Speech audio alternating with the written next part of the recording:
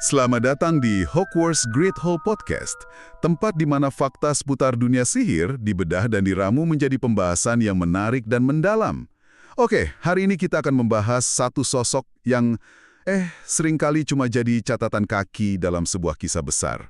Kita akan menelusuri kisah Merope Gaunt, seorang penyihir wanita yang nasibnya sering terlupakan, tapi keputusannya, wow, secara nggak langsung membentuk takdir dunia sihir. Tepat sekali. Ini bukan cuma soal tragedi pribadi loh. Kisah Merope ini bisa dibilang studi kasus tentang gimana penderitaan, penindasan, dan cinta yang obsesif itu bisa jadi benih dari kejahatan yang luar biasa besar. Mata rantai yang hilang untuk memahami asal-usul Lord Voldemort ya? Nah itu dia. Tanpa memahami Merope, kita nggak akan pernah benar-benar mengerti Voldemort. Oke. Mari kita mulai dari awal. Siapa sih Merope Gaunt ini? Dan coba gambarkan sedikit gimana kehidupannya di gubuk keluarga Gaunt itu. Pasti suram banget ya? Suram itu kata yang ringan. Coba bayangin, gubuk kumuh dekat Little Hankleton. Di dalamnya ada dia, ayahnya, Marvolo, dan kakaknya Morfin. Dan keluarga Gaunt ini, mereka ini keturunan langsung Salazar Slytherin. Fakta yang mereka banggakan setengah mati. Tapi ironisnya, mereka miskin dan nggak stabil kan? Betul, akibat perkawinan sedarah selama beberapa generasi untuk menjaga kemurnian darah, yang tersisa cuma kemiskinan, ketidakstabilan mental, dan kekejaman. Mereka hidup dalam delusi keagungan. Dan Merope ada di tengah-tengah semua itu. Deskripsi fisiknya aja udah menyedihkan banget. Katanya penampilannya kusam, rambut acak-acakan, wajah pucat, terus matanya juling. Untuk menyatu dengan lingkungannya yang menyedihkan. Benar-benar gambaran orang yang udah kalah sebelum mulai berjuang ya. Dan kekalahan itu bukan cuma di permukaan. Dia itu target kekerasan fisik dan mental terus-menerus. Ayahnya sering banget manggil dia squib menjijikan. Itu kan penghinaan paling brutal di dunia sihir ya. Dituduh nggak punya kekuatan sihir sama sekali. Brutal. Dan penghinaan ini yang terus-menerus diucapkan hampir jadi kenyataan. Hampir. Hampir? Loh, jadi dia sebenarnya bukan squib. Ini poin krusial nih. Sama sekali bukan. Dan disinilah tragedi sesungguhnya dimulai. Sihir Merope itu ada, tapi terkunci rapat di dalam dirinya. Oh, jadi karena trauma. Kemungkinan besar. Dumbledore punya teori kuat soal ini. Kalau kekuatan sihir itu sangat terikat sama kondisi emosional. Merope hidup dalam ketakutan kronis, jadi sihirnya nggak bisa keluar. Masuk akal. Dia dipaksa mengerjakan semua pekerjaan rumah tangga. Betul. Memasak, membersihkan, dan kayaknya dia melakukannya dengan cara magel, tanpa sihir. Ini makin menguatkan tuduhan ayahnya, kan? Situasi yang buntu banget ya. Terkurung, dilecehkan, sihirnya terkunci. Tapi, di titik terendah ini, dia malah menemukan satu hal buat dipegang. Obsesi. Sebuah obsesi pada seorang magel, Tom Riddle Senior. Seseorang yang jadi kebalikan dari dunianya ya. Tepat. Magel kaya, tampan, populer. Simbol dari semua hal yang gak akan pernah Merope miliki. Dari balik jendela gubuknya yang kotor, dia cuma bisa memandangi Tom Riddle lewat. Dan tentu saja buat keluarga Gaunt yang benci Muggle, ini pengkhianatan paling parah. Jelas, fantasi rahasianya ini akhirnya meledak. Ada insiden waktu pejabat Kementerian Sihir, Bob Ogden, datang berkunjung. Oh iya, aku ingat bagian ini. Morfin, kakaknya, yang membongkar semuanya kan? Dengan kejamnya, iya. Dia membongkar obsesi Merope pada Tom Riddle di depan semua orang. Marvolo murka luar biasa. Bayangin, putrinya, seorang keturunan Slytherin, mendambakan mugel kotor. Akibatnya, Marvolo dan Morfin ditangkap dan dipenjara di Azkaban. Tepat, momen yang seharusnya mengerikan, tapi justru jadi kunci kebebasannya. Untuk pertama kalinya dalam hidup, dia sendirian. Nggak ada yang meneriaki dia, nggak ada yang memukulinya. Terus apa yang terjadi sama sihirnya? Sihirnya meledak keluar. Wow. Begitu para penindasnya pergi, semua kekuatan yang terpendam itu akhirnya bebas. Ini bukti absolut kalau dia bukan penyihir yang lemah. Dia cuma dibelenggu oleh trauma. Oke, tunggu dulu. Ini bagian yang menarik. Dia bebas, sihirnya kembali. Dia bisa kabur, memulai hidup baru. Kenapa satu-satunya hal di pikirannya itu mendapatkan Tom Riddle? pertanyaan yang bagus banget. Obsesinya itu udah begitu dalam, sampai cinta dan kepemilikan jadi kabur. Dia nggak pakai kebebasannya buat menyembuhkan diri, tapi untuk mewujudkan fantasinya dengan cara paksa. Disinilah muncul perdebatan itu ya. Pakai kutukan Imperius atau ramuan cinta? Benar, Dumbledore sendiri lebih condong ke teori ramuan cinta. Kenapa? Apa bedanya? Kan sama-sama pemaksaan. Sama-sama pemaksaan, tapi psikologi di baliknya beda banget. Kalau pakai Imperius, itu dominasi murni. Kau akan jadi milikku. Tapi ramuan cinta, itu adalah ilusi. Dia ingin hidup dalam ilusi bahwa Tom mencintainya. Dia ingin dengar kata-kata cinta, merasakan pelukan, meskipun semua itu palsu. Ini menunjukkan betapa dalamnya kerinduan dia akan kasih sayang. Jauh lebih menyedihkan sih kalau dipikir-pikir. Dia memilih ilusi daripada sekedar kontrol. Dan dia berhasil. Mereka kawin lari ke London, Merope hamil. Tapi Hubungan yang dibangun di atas paksaan. nggak akan pernah bertahan. Setelah beberapa bulan, Merope membuat keputusan yang paling naif sekaligus paling fatal dalam hidupnya. Dia berhenti memberikan ramuan cinta pada Tom. Iya, dia berhenti. Apa yang ada di pikirannya ya?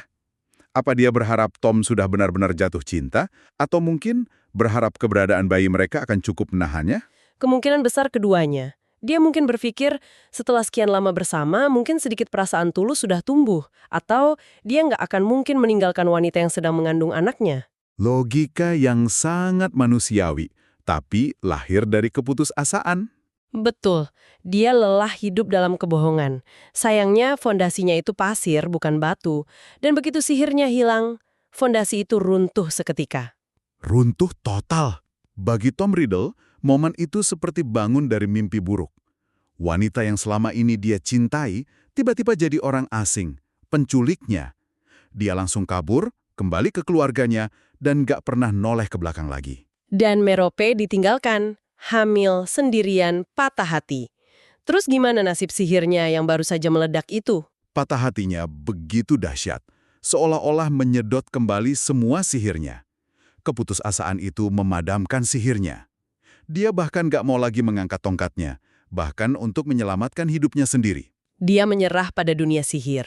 Sepertinya begitu, dunia yang sudah memberinya penderitaan sejak lahir dan kebahagiaan sesaat yang palsu.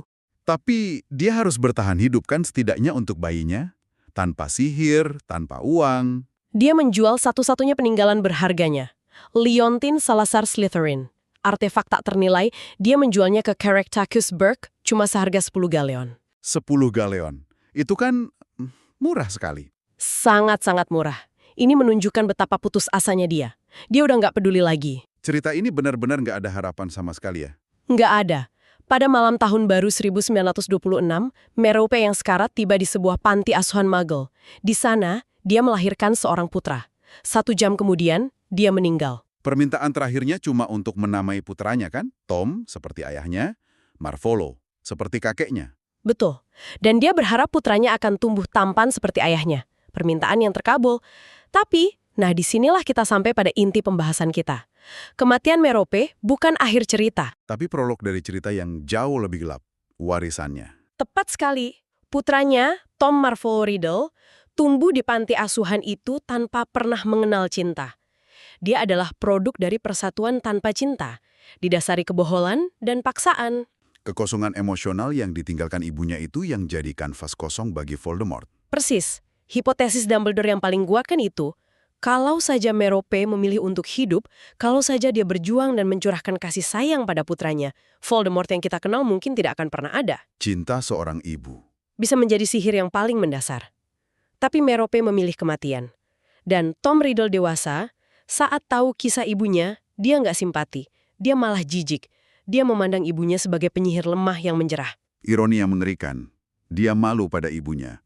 Tapi di saat yang sama membantai seluruh keluarga Riddle sebagai balas dendam atas nama ibunya yang ditinggalkan. Nah kan, dia terpecah antara kebencian pada darah lumpur dan kebencian pada kelemahan darah murni. Dan inilah inti dari warisan Merope. Seorang anak yang nggak mampu memahami atau merasakan cinta. Ini jadi kontras yang tajam banget kalau kita bandingkan dengan ibu penyihir lain yang sangat menentukan, Lily Potter. Perbandingan antara keduanya itu kunci untuk memahami seluruh cerita.